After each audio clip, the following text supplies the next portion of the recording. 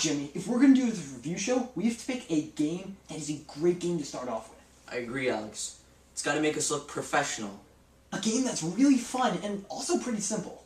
No, but not too simple. We want to make it difficult. How about Rayman Origins? Rayman Origins? I love that game. Where'd you come up with that? I don't know. Sometimes inspiration just gets to me. The story starts out with our hero Rayman, his best friend Glowbox, along with two blue creatures with big noses called Teensies, are enjoying a peaceful afternoon relaxing, but unfortunately cause a disruption in the underworld, making the underworld residents angry and get a piece of their mind to the people above by capturing Electoons, causing the Bubble Dreamer to have nightmares, and releasing the Dark Toons across the world. Now it's up to Rayman and his pals to save the day. The presentation for Rayman Origins is different, but the same as a lot of other games. There's the side-scrolling option, which is a lot like Mario, but unlike Mario, they have hand-drawn animation. They actually go through and create their own animation with hand-drawn items. Their creativity is just through the roof in this game. Their diversity between their levels, it's just not one level is the same as the other. They have different graphics for every level, and they have different art for every level. The different characters, there's not just 4 set characters, there's multiple characters that the game creators actually had to go through and make and create with their hand-drawn artists. Gameplay is really fun. It first starts out with you playing Mario by jumping on an enemy's head to attack, but later it gets more interesting by having you have powers such as punching or kicking, hovering, shrinking, or even running on walls. This makes you feel a sense of progression as you near the end of the game. The goal of each level is to save Elections trapped in cages. There's always one at the end, but if you have a keen observer, you can find hidden locations that have more Elections to free. When you complete a level, there will be a medal showing all the possible Elections, 3 hidden Elections, 2 for collecting a certain amount of balloons, and 1 for speedrunning. In order to finish the game, or unlock the secret level, you need to have a bunch of Elections. Every once in a while, there will be a boss battle, and these are really fun and interesting. Each one is different from each other. However, they all have the same weakness involving a vulnerable spot appearing out of nowhere. But they all are so unique, you really don't care. The music for Rayman Origins is different. I don't really know of any other game that would go out of their way to make different music for most of their levels. They don't really have the same music, but they don't have a lot of different music. It sounds the same. It has the same kind of tone to it, like a childish little tone that is appropriate to how the game is laid out. But the game is also different. I personally like the music for it. It fits the game.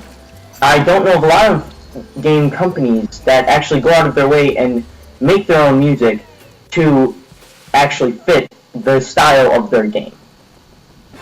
Put your platforming skills to the test. After completing a certain amount of Elections, you have the option to play a skill chest level.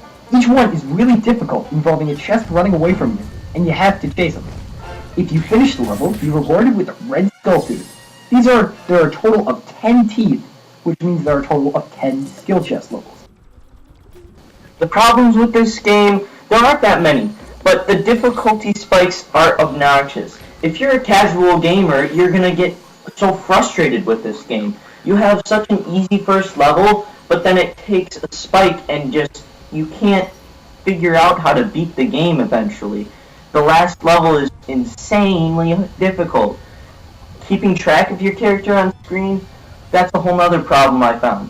The problem of keeping track of your character is just obnoxious because there are so many hidden spaces.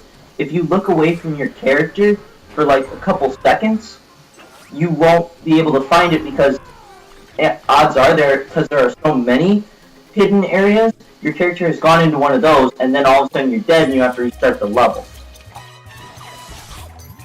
During on your quest, you will meet Bella and her sisters, who give you powers, and each one is